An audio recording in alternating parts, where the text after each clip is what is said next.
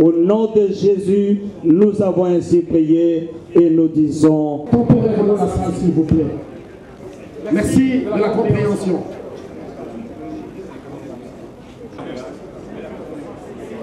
Merci. MLC, viva! Viva! Viva! MLC, viva! Viva! Viva! Viva! Jamais Pemba, président, voisin, Sabo!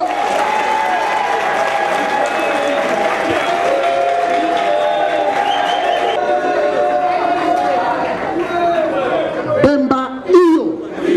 Pemba, président, voisin, Sabo!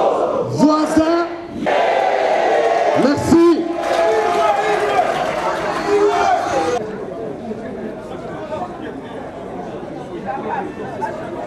Président, en face de vous, le cadre militaire, en face de vous, Monsieur le Président, vous avez les compagnons de la liberté, vous avez le politique, vous avez les comités interfédéraux et des structures spécialisées. En plus, Excellence, Monsieur le Président,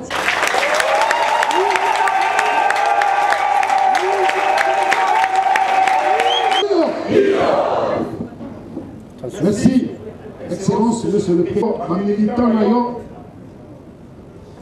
Afandi, Bayo Kamungongo, Bunzu na Bunzu,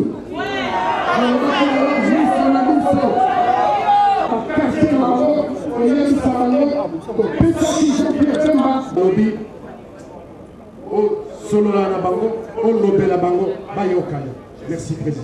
Merci, M. Bonzi. Banda lobby bozalaki awa mais temps ezalaki ngonga ezalaki mingi te mpona tosolola lelo mpe malheureusement ngonga ezali mingi te alors tokobongisa ndenge wana parce que dans 15 minutes il faut nasala interview moko en direct na chaîne moko ya libanda na prometaki bango eloko wana mais na proposé bino boye ntango na kosala na koyamba mpe bajournaliste bango mpe bazali kozela boko kotikala problème ezali te essentiel que bokosala makelele te ntango na kozala bajournaliste comme ça botikali na salle botikali balini place oyo nangi nayebisa bino ke nasepeli mingi ndenge awa population ya Kinshasa bayambi biso baba ezalaki esengo monene après mbula nzomi na moko nazalaki awa te namoni ke awa ba délégué na MLC etikali nano makasi awa sur le terrain et makasi nalingi na féliciter ba cadre nyonso ya parti banda secrétariat général ba membre ya ba fédération nyonso awa na province ville ya Kinshasa nalingi pesa bino vraiment la félicitation, la mobilisation et puis à travers Binopé qu'on féliciter Ndekonanga et Batata, Maman, Bazali Awa, na Kinshasa pour na plaisir yo esengo yo basalinga etang na koyamanga Awa na Kinshasa. Lisusu bo pesa bango kazaki na esengo mingi ndenge bayambe biso Awa après mbula nzomi na moko.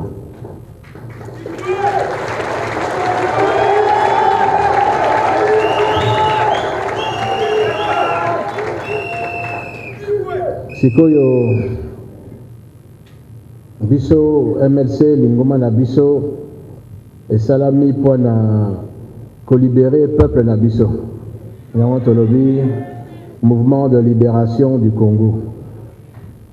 Tina ya libération, ezali libération niveau social, libération économique, c'est-à-dire que makanisi na biso ezali que peuple na biso lobby bazala na espoir, bazala na posa ya ko vivre awa na kati na mboka na biso. Nazoloba boye po na nini parce que souvent soki esika nazalaki na laye nazoyamba ba-Congolais mingi bazoya kotala ngai mpe nazoyoka bango. Nazotuna bango, mais pourquoi est-ce que bozali kofanda awa libanda? Bamosusu bauti États-Unis, bamosusu Allemagne, bamboka kilikiti, même na ba Nouvelle-Zélande, na Australie, nazalaki na ba visite ebele. À chaque fois nazo kotuna bango, mais yo ozali ingénieur, yo ozali docteur, professeur, pourquoi ozozoka na mboka te? À chaque fois bazoyi bisanga o sécurité, insécurité ezali. Kuna mosala ezali te. Mosusu alobi mais naza na bana baokota classe wapi.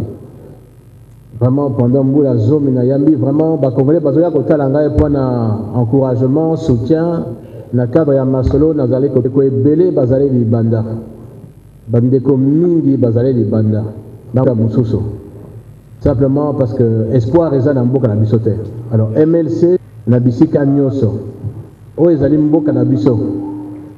Ce n'est pas normal que Congolais atiki na kati na mboka na ye. Souci na ngai, souci na biso. Élection ezali koya, ezali conquête ya pouvoir. Et si tu vas sa population à travers. Il faudra que le cadre de la partie peut s'imprégner dans la vision ya biso pour la lobby. Tout ça la solution nyoso. Sa nation Nabiso est comme une des nations les plus développées en Afrique.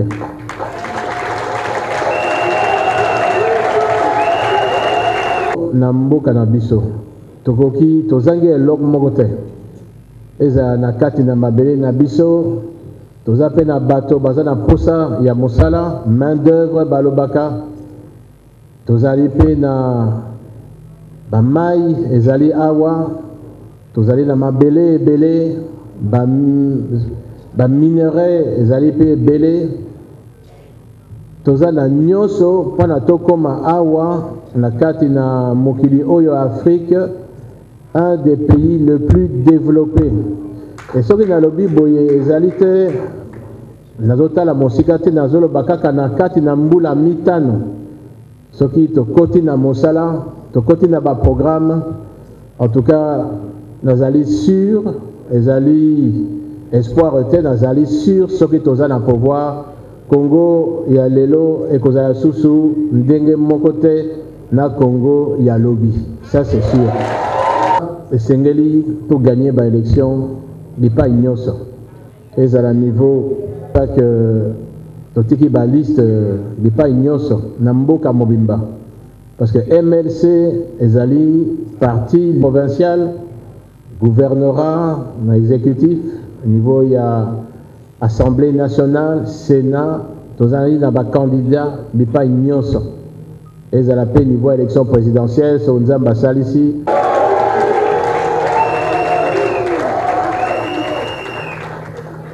Wana to banda siko il faut to tambola. Porte à porte, mon sala oya fourmi.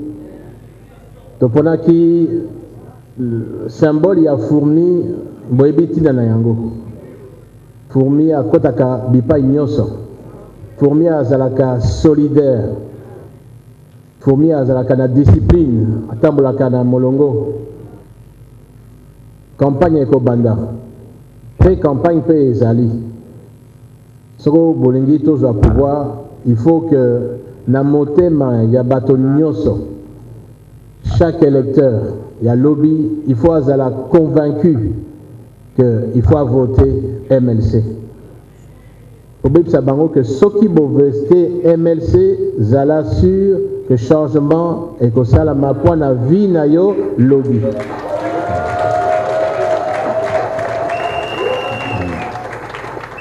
Nakoki kolobango, mengai moko na ebite soki na okoka kosolola na ba 40 millions d'électeurs. Ce n'est pas possible. À travers Bino, Bandeko bazali na intérieur, na ba province nyonso. Il faut biso nyonso tout ça la mosala ya fourmi, ya kotambola ndako moko na moko, balabala moko na moko, territoire moko na moko, village moko na moko. Koyebisa na ba population que espoir ya bango lobby ezali à travers MLC. Toza, il faut toza na contrat MLC na population. Tant on a tinda programme Yasuka na secrétariat général pour la diffusion, il faudra que boye ba vision na biso pour la MLC ya lobby. Mais bon, les premiers il y a que diffuser programme wana. Tant beaucoup tango beaucoup mona ils allaient très complet. Mais reprendre makambo nyoso oyo ya vie ya mboka na biso. Voilà to komi nangonga 14h moins 5. Voilà que ça l'interview moko les alliés en direct. Mais dans la ABC bino na koyamba so na sisi interview wana il faut bâtir en place ba journaliste bazala ba fanda ba liboso bino boutique la sima bon ça la makalele était comme ça so que na sisi na bango na go solo la isusu moke soki mituna ezali côté à ba ndeko na biso avant na yamba pe na continuer ko yamba bato mosusu toyokani d'autres contraintes également où je devais me présenter avec des rendez-vous, mais je voulais simplement vous dire que depuis mon retour ici mercredi, où je salue l'ensemble de la population pour l'accueil et remercie surtout l'accueil qu'ils ont bien voulu m'accorder avec ma famille. Je voudrais dire que c'était pour moi un moment mémorable, je ne pourrais jamais oublier. Hier, comme vous avez appris, j'ai effectué mon devoir politique et civique de m'inscrire d'abord pour obtenir ma carte d'électeur et de déposer tous les documents en tant que candidat à l'élection présidentielle. Et je me prépare à aller, bien sûr, comme vous savez aussi, j'ai perdu mon père lorsque j'étais à La Haye. Je n'ai pas pu voir, on l'a enterré. Je compte demain partir à Guémena pour pouvoir me recueillir donc sur sa tombe. Voilà mon programme, voilà pourquoi je suis ici et je suis à votre écoute. Vous avez entendu le dépôt de commission de M. le Président. À présent, nous allons passer au jeu des questions-réponses, comme d'habitude. M. Koyama et l'ensemble. Alors bien sûr que nous souhaitons que cette date soit respectée. Comme vous savez, les élections devaient déjà avoir lieu depuis décembre 2016.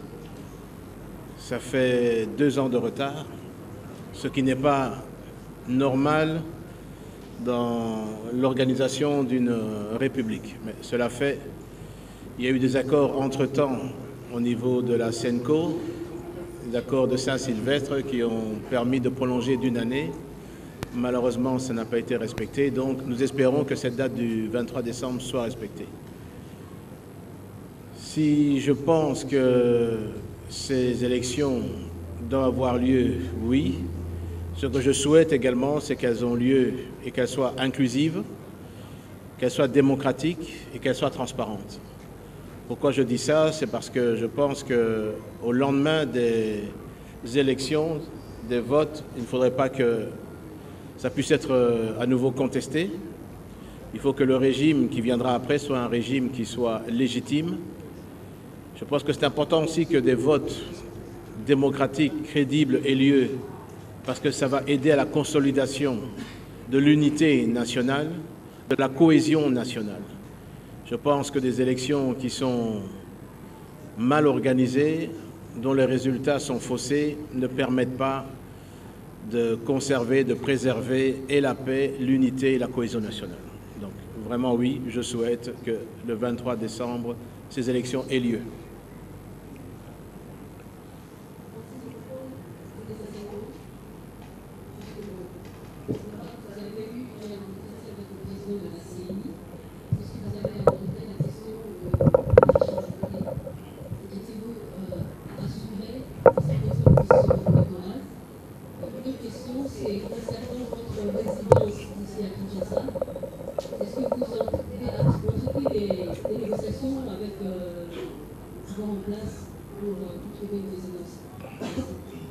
D'accord.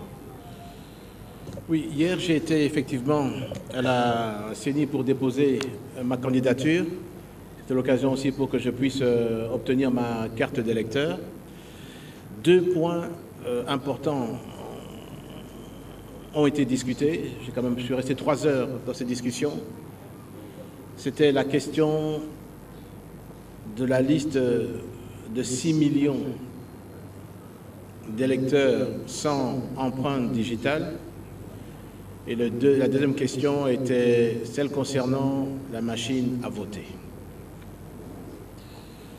C'est un échange fructueux, je dirais peut-être constructif, l'avenir nous le dira.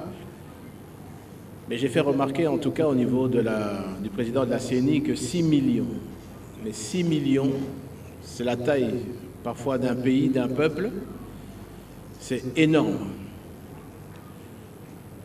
Il m'a expliqué qu'il y avait une part de responsabilité de la CENI.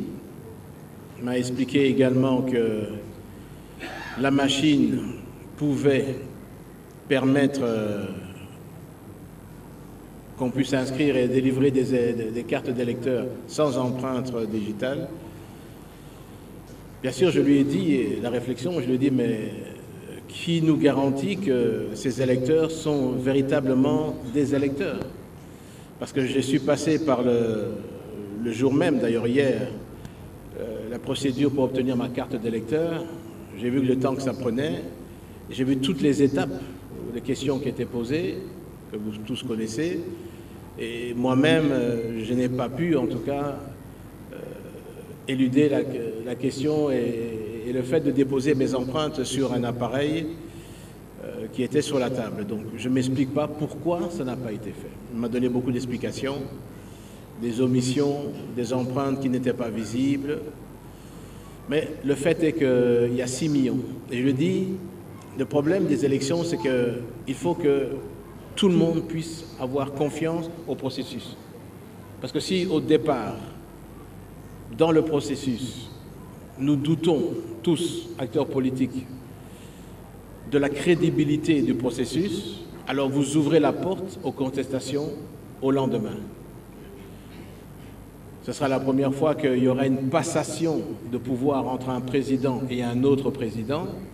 Donc, il faudrait en tout cas que ce nouveau président soit légitimé à la suite d'élections crédibles. Il m'a dit qu'il va entamer des actions dans les prochaines semaines. Je voudrais laisser la primeur de pouvoir l'annoncer au niveau du public. Ce ne serait pas élégant de ma part d'anticiper, mais il y a une action qu'il va mener pour cette question dans les semaines à venir. C'est ce qu'il m'a dit. La deuxième question était concernant la machine à voter. Le président de la CENI m'a fait une démonstration qui a pris 25 secondes. Je vous passe les détails parce que c'est une entrevue de 3 heures. Mais sur ce point, j'ai fait une autre démonstration, comme si j'étais également un électeur lambda et que j'apprenais pour la première fois à utiliser cette machine. On s'est mis d'accord pour que ça soit chronométré et moi, ça m'a pris 6 minutes pour pouvoir utiliser la machine normalement et passer en revue les pages de chaque candidat. J'ai coupé la poire en deux. J'ai dit, écoutez, admettons que chaque candidat prenne 3 minutes. Il y a une seule machine dans chaque bureau de vote. Ça veut dire qu'en moyenne, cette machine peut traiter 20 candidats par heure. Je lui ai demandé combien d'heures se déroulera dans la journée le vote. Il m'a dit de 6 heures du matin à 17 heures. Donc j'ai vu que ça faisait 11 heures de temps de vote, multiplié par 20. J'ai dit, mais voilà, ça va nous permettre uniquement 220 électeurs. Je lui ai demandé combien d'électeurs en moyenne nous aurons par bureau de vote. Il m'a dit que ça tournait aux alentours de 600. Alors là, je lui ai dit, ça va poser un problème parce qu'il n'y aura qu'en moyenne 200 personnes qui pourront voter sur 600 personnes qui seront dans la file. Je lui ai dit, est-ce que vous ne voyez pas que ça va faire un problème? Il m'a dit non, on pourra prolonger de quelques heures. Alors, je lui ai dit ceci, je lui ai fait des propositions constructives. Je lui ai dit, il y a certains pays, l'Égypte, l'Inde, où les votes se déroulent même sur plusieurs jours. Il me dit, c'est l'affaire des législateurs de la loi électorale. Je lui ai dit alors, il faut contacter le législateur, l'Assemblée nationale, le Sénat, expliquer le problème qui est posé et qui est réel. Cette machine ne permettra pas que tout, selon mon avis, mon opinion, qui n'est pas la sienne, je le dis, mais je lui ai démontré que pour tourner les pages et voir sur l'écran 30 candidats défiler à la fois, il y avait une cinquantaine de pages, je dis, ça prend du temps. Il y a un temps incompressible. Si vous voulez laisser quelqu'un choisir librement son candidat, ça va prendre du temps. Moi, ça a pris 6 minutes. Et j'ai été vraiment d'une manière assez rapide. Donc voilà un peu sur les points sur lesquels nous avons discuté. Il n'a pas refusé l'idée de demander aux législateurs de pouvoir retourner et lui permettre aux électeurs de voter sur 2-3 jours. Je lui dis, mais si ce vote se déroule dans la journée, tant mieux. Vous aurez gagné votre pari. Et s'il se déroule, ça ne permettait pas, alors on aurait 2 à 3 jours. Je lui ai parlé aussi de la fiabilité de cet appareil, les possibilités de cet appareil. Je lui ai dit également qu'il était temps, encore temps, de pouvoir revenir à une solution du vote par papier, puisque nous déposons seulement maintenant toutes les candidatures, tant au niveau local, national, et qu'il était temps de sélectionner une imprimerie qui permettrait d'imprimer l'ensemble des bulletins de vote. Cela dit, c'est plus facile aussi pour les personnes à l'intérieur du pays qui ne sont pas habituées avec les appareils tactiles, dont vous en avez probablement tous utilisés. C'est plus facile pour ces personnes, le papier, parce qu'elles voient l'image et ensuite elles cochent dans le carré à côté de la photo de leur candidat. Voilà où a été nos explications. On a fait quand même 3 heures ensemble. Il a promis de continuer le contact avec l'ensemble des partis politiques, parce que je lui ai dit, il est dans l'intérêt de la CENI, dans l'intérêt du pays, de l'ensemble des acteurs politiques, qu'on puisse avoir des élections acceptables par tout le monde, dans un processus crédible dont on a obtenu un consensus général sur le fonctionnement. Voilà en gros sur quoi ont porté ces discussions. En ce qui concerne ma résidence, je ne voudrais pas polémiquer. Vous avez tous vu dans quelle situation, conditions avec ma famille nous vivons ici. Je voudrais simplement qu'il y ait une solution qui regarde simplement le droit. Et je ne voudrais pas rentrer dans la polémique non plus pour le moment. Je pense que ce ne sera pas propice aux discussions avec les interlocuteurs que nous avons. Donc je laisse ça pour l'instant à l'état actuel. Bien, je voudrais donc rappeler que nous devons gagner un peu de temps. C'est pour ça que je cherche à prendre quelqu'un. Ce débat,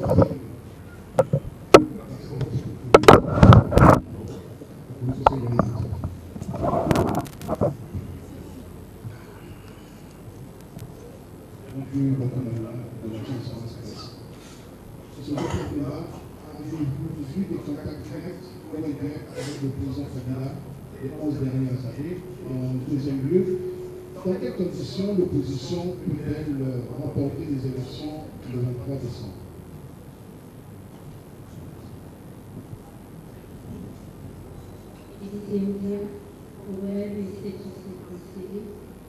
Lors de l'interview accordée au confrère Samuel, vous avez affirmé, vous avez dit avoir beaucoup réfléchi sur le développement de la RDC.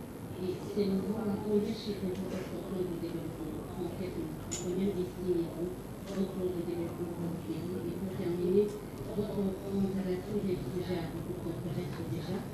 Avez-vous un plan B?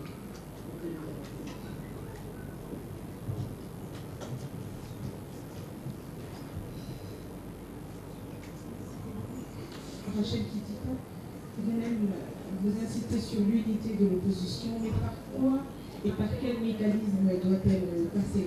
Est-ce que depuis votre arrivée à Kinshasa, vous avez eu des contacts avec certains leaders de l'opposition? Si oui, lesquels? Sinon, quand comptez-vous le faire exactement? Ensuite, vous avez suivi l'évolution de la RDC depuis ces 10 dernières années à ces pays. Par où allez-vous commencer si demain vous avez le suffrage universel des Congolais, vous êtes élu président de la République? La priorité, la priorité.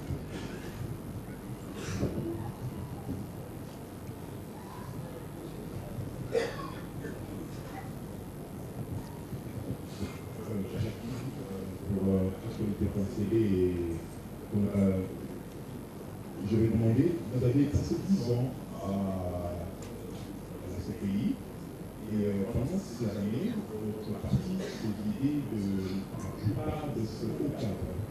Quel était votre sentiment pendant tout ce moment? La deuxième question, c'est que vous êtes revenu et vous avez subi beaucoup de restrictions. Justement, vous venez de parler de votre présentation, mais on vous sent calme et serein malgré cela. Je ne vais même pas se transformer.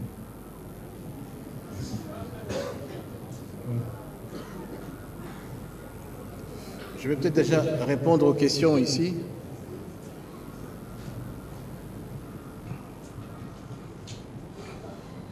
Bon, je vais commencer par la dernière question qui est plus personnelle. Je ne sais pas si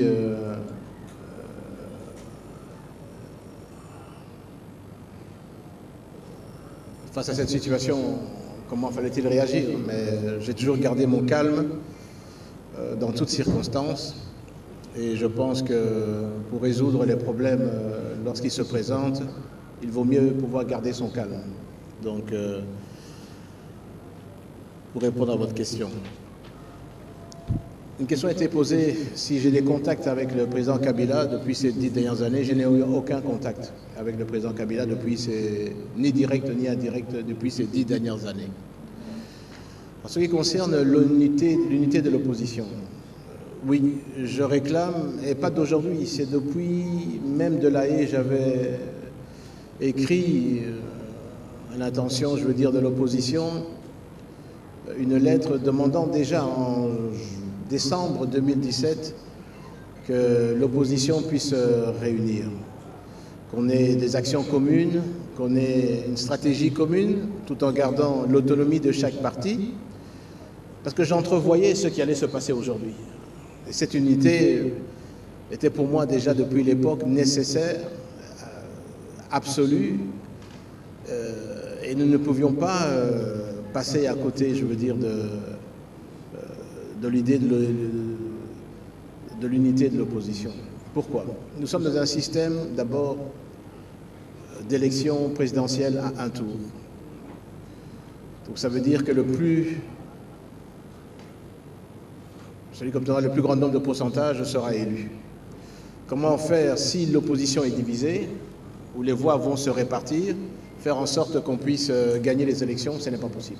Je crois d'abord à l'opposition. Je pense que l'opposition doit demain gérer ce pays, parce que je pense que l'opposition, avec les cadres de l'opposition, nous pouvons arriver à présenter une autre forme de gouvernance, de gestion dans ce pays. En tout cas, en ce qui me concerne, j'ai longuement réfléchi sur ce pays et sur le devenir de ce pays.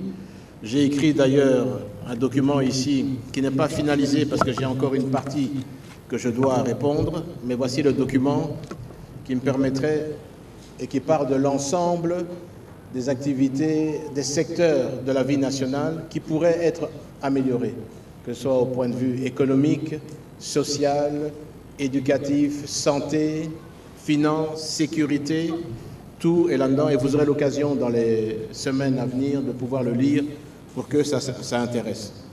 Donc j'espère, oui, l'unité de l'opposition. Oui, j'ai commencé à rencontrer des leaders de l'opposition. Je dois encore en voir aujourd'hui, ce soir, cet après-midi. L'idée, c'est de parler des principes et ne pas parler des hommes dans un premier temps. Le principe d'une unité de l'opposition et également le principe comment choisir par la suite, dans un deuxième temps, le meilleur candidat qui pourrait représenter l'opposition au niveau de l'élection présidentielle. Un plan de développement, oui, il est ici. Il repose sur 80 milliards de dollars américains sur 5 ans. Vous verrez, j'ai un tableau anticipatif sur un budget prévisionnel sur les 5 années à venir. C'est possible, je le démontre, parce que je crois que dans une meilleure canalisation des recettes, on pourrait parvenir avec les ressources actuelles. Quand je dis une meilleure canalisation, c'est-à-dire le respect de l'unicité du compte général du Trésor, la canalisation de toutes les recettes de l'État, taxes, impôts, droits de douane, taxes administratives au niveau du compte général du Trésor, une lutte contre la corruption. Je pense que nous pouvons arriver à obtenir des ressources plus conséquentes au niveau du pays. Ceci va s'accompagner également d'un plan sur l'amélioration du climat des affaires qui va attirer des investissements supplémentaires, qui va donner de l'emploi au niveau de la population et qui va permettre de distribuer des revenus aux populations. Mais un des axes prioritaires qu'il faut immédiatement travailler, c'est l'agriculture.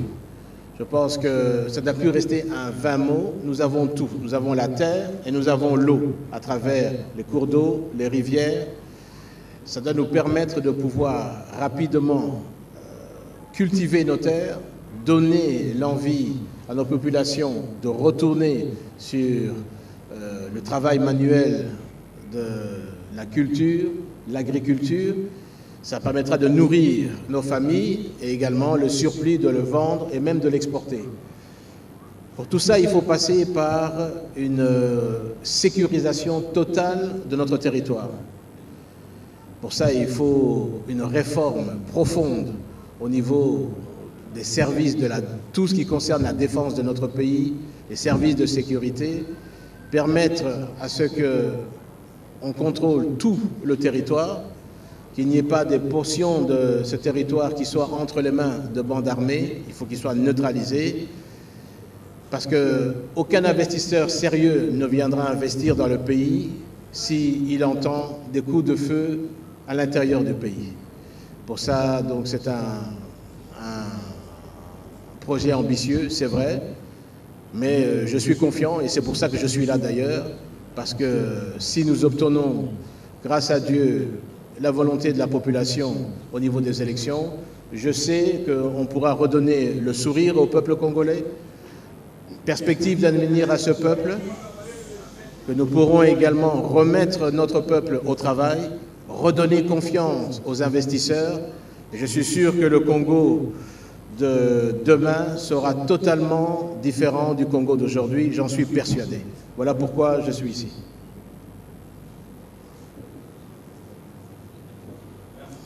Moi, c'est Éric Chipouron, c'est pour le compte de Zoomeco.net, c'est un média spécialisé sur les questions économiques. Je voudrais vous poser deux petites questions. La première, c'est celle de vous demander votre lecture sur la situation économique et financière du pays, 10 ans après, disons 11 ans après avoir séjourné à l'extérieur du pays, quelle est votre analyse? La deuxième, c'est de savoir si vous avez une idée sur le budget de votre campagne, puisque vous êtes préparé. Pourriez-vous nous dire quelles sont les sources de financement? Si vous n'avez pas encore une idée maintenant, pourriez-vous prendre l'engagement aujourd'hui face à la presse pour que le moment venu, que vous puissiez le rendre public? Merci.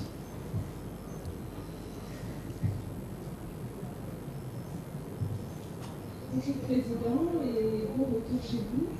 Ici, j'interviens avec ma casquette de journaliste. Ma question est très simple. Je voudrais juste avoir votre aperçu de la situation qui sévit en ce moment à l'est du pays, et plus précisément ce qui se passe en Ituri, où vous avez été l'un des grands acteurs au niveau de la pacification dans les années précédentes. Merci. Bonjour, Florence Maurice Salafi. Monsieur Bernard, j'aimerais connaître votre réaction sur la situation de Moïse Katumbi, qui est actuellement à la frontière avec la Zambie, en train de tenter de rentrer à RDC et sur la menace d'une arrestation.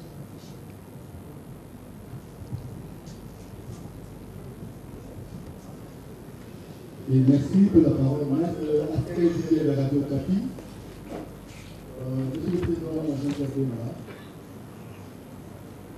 Vous savez, dans notre pays, il y a eu une mission qui a été déployée à la MONUSCO, à l'époque c'était Monique, aujourd'hui à la MONUSCO. Vous avez, je crois, beaucoup de souvenirs sur cette mission. Aujourd'hui, quelle lecture faites-vous par rapport aux activités qu'avait menées la MONUSCO, la Monique à l'époque, jusqu'à présent à MONUSCO, et qu'aujourd'hui, on semble assister à son retrait progressivement. Bonne lecture.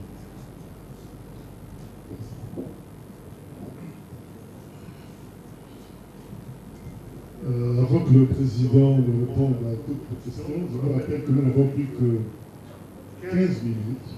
Donc, si vous posez des questions, essayez de tenir compte des réponses du Président, pour qu'il n'y ait pas des espèces de répétitions.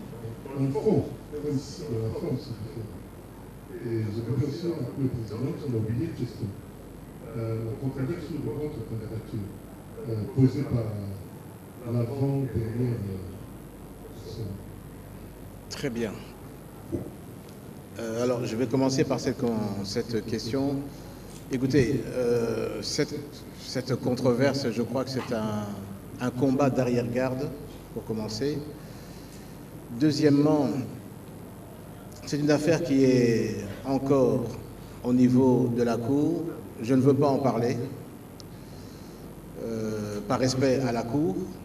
Je pense que les choses de la justice doivent se discuter dans les prétoires et pas en dehors. Donc, permettez-moi, au niveau de cette question, je ne vais pas l'aborder à l'heure actuelle. Ce que je voudrais directement passer, c'est la lecture sur la situation financière et économique du pays. J'étais vice-président des questions économiques et financières de juillet 2003 jusqu'en 2006, fin 2006. Je regarde un peu les indicateurs économiques de l'époque. Je le revois aujourd'hui, 10 ans après. Je dirais qu'ils ont régressé. J'ai laissé le dollar ici américain, je l'ai laissé, il était à 420. 420 francs congolais pour $1 américain. C'était lorsque j'ai quitté mes fonctions en décembre 2006. Aujourd'hui, vous connaissez le taux du dollar. Il s'échange à plus de quasiment même 1600. N'est-ce pas? Combien? 1650. Oui, 1650. Genre, je voulais être 1600, c'est le plus bateau. 4 fois la dévaluation. Or, nous étions parvenus à stabiliser, lorsque j'arrive le 15 juillet 2003, le taux était à 420, 425. Lorsque j'ai quitté en décembre 2006, il était à 425. Ça, c'est incontestable. Vous avez vécu ici, vous l'avez vu. Aujourd'hui, je reviens 11 ans après, il est à 1600, 1650. 400% de dévaluation. Pourquoi? Quelles sont les raisons qui ont fait qu'il y ait cette dépréciation? La seule conclusion, c'est simplement une offre de francs congolais sur le marché supérieure à la production, à la capacité de l'économie de pouvoir l'absorber. Et les gouvernements successifs ont laissé se déprécier la monnaie. Or, la monnaie, je veux dire, est un indicateur qui permet également de pouvoir maintenir le pouvoir d'achat. J'ai laissé, je veux dire, le budget de l'État, le dernier budget, si mes souvenirs sont bons, en 2006, était déjà à contre-valeur de 4 milliards de dollars. Parce que en 2003, nous sommes à quelques 1,8 milliard avant la réunification. À la réunification, donc 2003, le premier budget, on arrive à 2 milliards, 2 milliards et demi. Et je quitte avec, en 2006, à 4 milliards. Eh bien, 11 ans après, nous sommes toujours à 4 milliards. Avec soi-disant un taux de croissance économique de 8%, 9%, qu'on nous dit. Mais si vous avez un taux de croissance de 8 à 9% après 11 ans, vous devez nécessairement avoir une augmentation de votre budget de l'État, puisque ça doit être le reflet de la croissance économique, donc de l'activité économique. Alors, où est-ce qu'il est? Où est passé alors les résultats de cette croissance économique? Si nous avions eu une croissance de 7 à 8% annuelle, après 11 ans, notre budget devait minimum être de 10 milliards de dollars aujourd'hui. C'est ça que ça veut dire. Il ne faut pas être un expert en économie pour pouvoir le dire. Un taux de croissance doit permettre une évolution au niveau du budget de l'État. Ça veut dire qu'il n'y a pas eu de croissance. Et je dirais même plus, il y a dû avoir une décroissance. Je dirais que les 11 années des gouvernements qui se sont succédés n'ont pas répondu aux attentes de ce que la population souhaite, l'amélioration des conditions de vie de population. On nous parle, je veux dire, d'exportation de matières premières. Très bien, mais où sont les revenus de l'exportation des matières premières? Cela se trouvait dans le budget, c'est ça qui doit permettre, puisque le taux de croissance chez nous est surtout basé sur les matières premières et la télécommunication. C'est ça qui booste le taux de croissance économique. Entre parenthèses, ça peut être un nouveau débat, mais la question du taux de croissance économique, pour moi, ne peut pas être seulement l'indicateur qui révèle l'amélioration d'une économie d'un pays. D'ailleurs, on le voit. Je suis certain que la population ne le voit pas dans son assiette. Donc là, il y a un problème. Il y a un problème, je crois, de gouvernance, il y a un problème de gestion des ressources de l'État, il y a un problème de gestion des finances, et les gouvernements sont responsables de ce problème.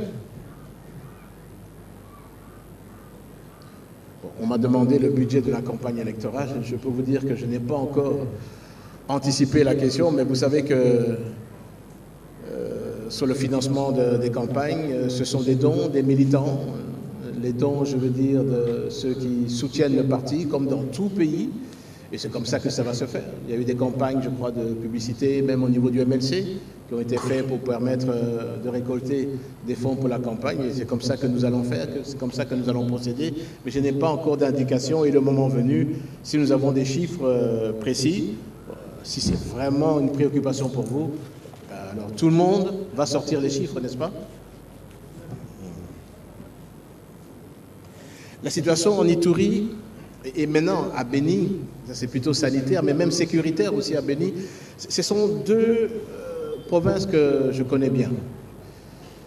J'ai eu en 2001, mars, être confronté à l'époque à des questions déjà de massacre entre les Emma et les Loups. Je me suis déplacé, je suis resté là-bas sur place pendant plusieurs mois, en mars 2001, pour résoudre la question de ce conflit, le massacre entre les Emma et les Loups. Et nous sommes parvenus à rétablir l'ordre, la sécurité, surtout la province de l'Ituri. Les Emma et les Lendou se refréquentaient, les routes étaient dégagées. Vous savez savoir qu'à l'époque, chacun restait dans sa contrée, la contrée des Emma, la contrée des Lendou, et personne n'osait même traverser d'un village à l'autre au risque d'être massacré. Toutes les routes avaient été ouvertes, sécurisées. Nous avions même organisé une cérémonie de réconciliation au stade de Bunia. Je dirais que les choses se passaient pour le mieux, et je prends à témoin la population de l'Ituri qui peuvent témoigner. Le même problème, à la même période, se posait au niveau de Béni, où déjà les ADF étaient très actifs. J'avais déployé un nombre suffisamment de troupes pour pouvoir contraindre les ADF à reculer dans le sommet du Rwenzori. Ça a été fait, ça a fonctionné. Les populations autour de Béni, Butembo peuvent le témoigner. La paix, la sécurité avait été restaurée dans cette contrée et les commerçants étaient très contents parce que entre Béni et Butembo, il y a un grand commerce qui se fait sur les importations qui viennent de KCC et qui traversent jusqu'à Butembo. Aujourd'hui, j'apprends qu'il y a un problème sanitaire qui est apparu à Béni. Je voudrais être solidaire aux populations là-bas, tant pour le problème d'insécurité qu'ils ont et le problème sanitaire. J'espère que les responsables de la santé, l'OMS, la Croix-Rouge, tout ce qui peut contribuer à pouvoir résoudre ce problème puisse être fait pour les populations, parce qu'au-delà des problèmes d'insécurité qu'ils ont, faire face à des problèmes sanitaires, je trouve que ça fait beaucoup pour une population. Donc je souhaite, je suis solidaire avec eux sur cette question. Je viens d'apprendre effectivement que M. Moïse Katumbi est bloqué à la frontière entre la Zambie et la RDC et qu'on ne le laisse pas. Tout ça, je parle au conditionnel parce que c'est ce qu'on m'a appris. On ne laisse pas rentrer dans le territoire. Je voudrais vraiment dire ceci. Je pense que pour les élections, l'exclusion n'est pas souhaitable. Je pense que nous sommes, en termes de démocratie, même si nous sommes un pays qui est indépendant depuis 1960, mais en termes de démocratie, il nous appartient encore à consolider cette démocratie. Je pense que l'unité du pays, la cohésion nationale doivent encore être renforcées dans notre pays. Moïse Katumbi est un acteur politique majeur dans ce pays, il a du soutien. Je pense qu'il n'est pas bon qu'on exclue des opposants, des acteurs politiques, surtout lorsque le souverain primaire est le seul à décider de qui doit être ses dirigeants.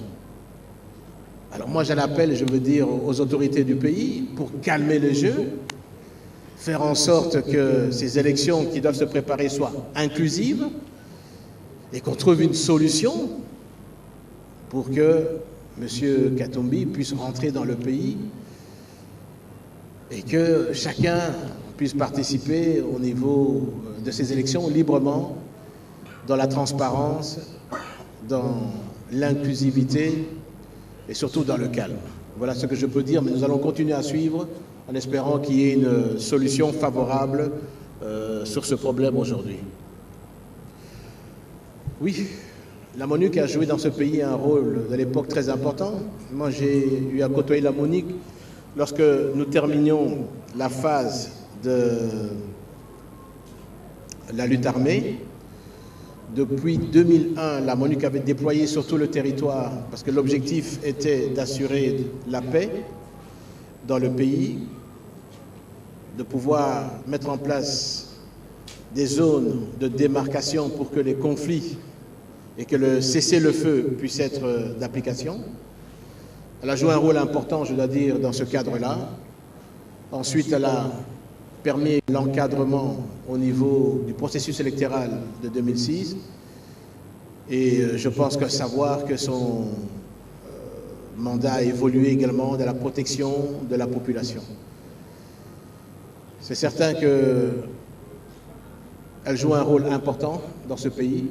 On l'a vu même au point de vue sécuritaire. Elle a eu à intervenir dans les conflits armés, que ce soit à Goma, que ce soit même à Beni, ce qui montre que l'assistance qu'elle apporte également aux forces armées est appréciable.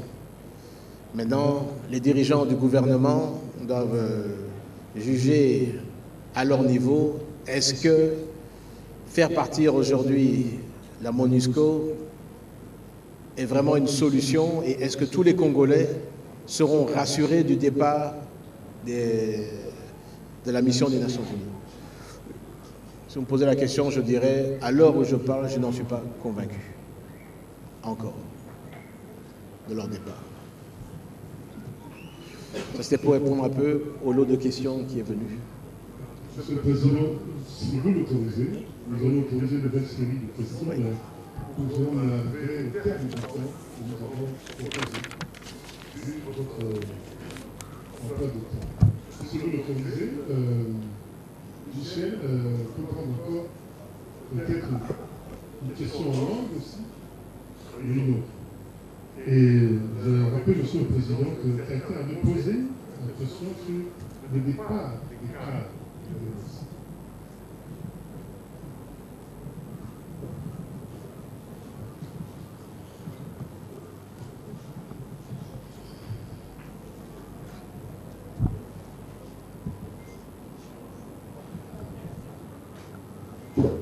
Merci.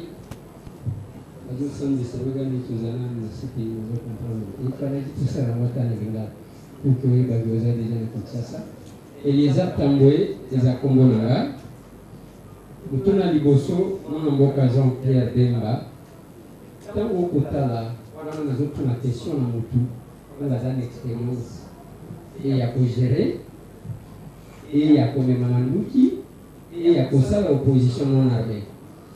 Dans l'opposition que nous avons est-ce que beaucoup de sa contestation, beaucoup de sa victoire, et comme on a dit, en alternance?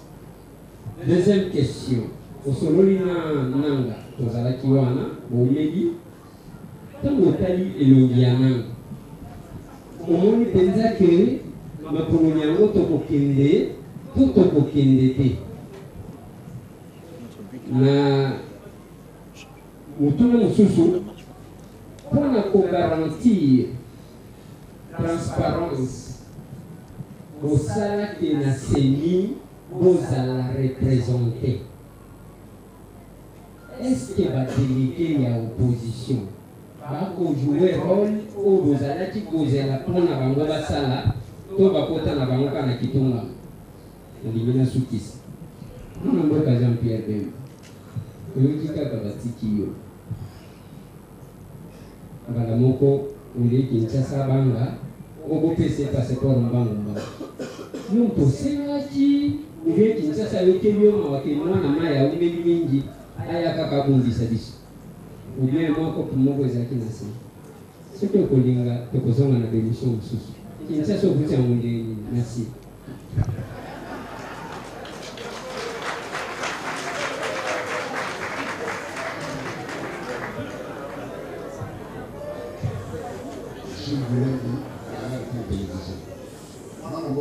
Jean-Pierre Bemba Congo, on a la candidature promise. On va dire dans la conférence de presse que ce qui est à la unité, mais au soutenir, voilà combien. Mais si nous allons quitter par la mise. On connaît les joueurs et les jeux. Et il va prendre politique bien. Il y a un classement. On va faire là, on va dire ça, candidat commun. Et ça y est, Moïse, Félix. Et c'est au bout de l'analogie.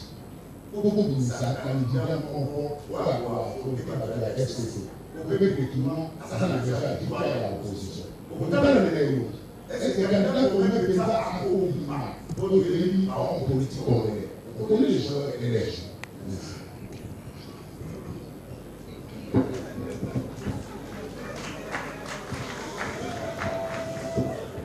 Je vous rappelle que c'est une conférence de presse, s'il vous plaît.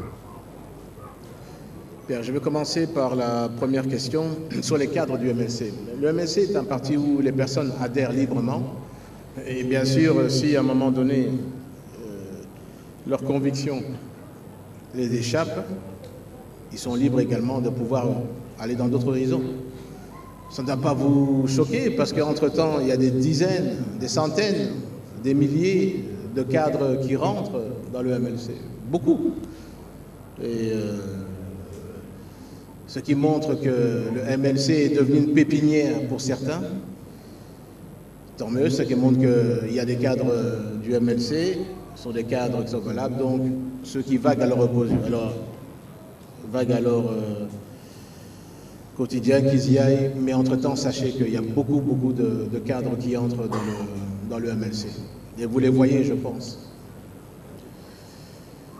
Siko nako zongela mituna na ndeko na biso, lobi effectivement nakutanaki na président Yasseni, qu'on a lobaki awa, na ebisi makanisi na biso, azali moto azali mayele, ndenge na lobaki liboso awa na lopoto, na kozongela ngote pour un problème ya temps, mais je crois que ayebi que tozali très sérieux, na ki kota la mokonzi ya Seni, ya Mingai, mais ayebi que toza kozela siko et ya no côté na ye, sur la question mibale wana. 6 millions d'électeurs, c'est quand empreinte digitale les alités, et question paye à machine wana. Alors bien tout que l'état, à Kobeng sa opposition, ma parti politique nyonso, il y a majorité, et puis à Kobeng sa occasion que consensus est là, et puis Toyo Kana, pour que tout le monde ma bonne amie, d'une manière claire et transparente. Et pas une abisso dans le MLC, tous allez na représentante Moko Azali Kuna. Je crois qu'Azali, maman, a une expérience mingi depuis CENI, puisque Azana Kat une structure, il y a CENI, ça fait plus de 10 ans. Ayebi Moussala Naye, toujours Ababa, toujours Talaye, Siko Bazali membre de CENI. Je sais que la partie Moussousou va senga changement, et pas une bango, la Kat une CENI. J'espère que va permettre à la partie Wana, représentant la Bango, Bazala Penakati et puis Bazala bien représenté. Question, il y a un passeport. Nganazali sénateur. Sénateur de fonction. D'ailleurs, les lois après-midi, que le refait na Kiti Nangai, où ils allaient prévu dans le Sénat. En tant que sénateur, tant on a bimi, on a comme président, il y a Sénat. Dengue, sénateur, nous surtout, Sengaka. La tenue du président du Sénat, est-ce que au comme Mokanda, le ministère des Affaires étrangères, Dengue à ça, la capana, sénateur, nous pour un azwa passeport Nangai. A comme ministre des Affaires étrangères, ministre des Affaires étrangères, a PCI Yano, à l'obéda qu'il y a une ambassade Nabiso, pour un empreinte, Natika. Abikala nous surtout et pour permettre un passeport. À la suite de ça, on a bien Ipsingai, Nabato Bataki, Kolanda dossier à Wana Kinshasa, le ministère des Affaires étrangères, que le passeport est allé prêt, et puis Batindenga le passeport. Je crois que Nyoso et les Kindenga et les Kanapana Bato Nyoso, je ne vois pas quelle faveur, c'est un droit. Dans un lit congolais, et ceux qui n'ont pas passeport en tant que Congolais, Le gouvernement, il faut appeler ça tout Congolais passeport. C'est ce qui s'est passé. Voilà. Alors, oui, opposition, il faut Toyokana. Oui, na Félix Danokutanaï Lelo.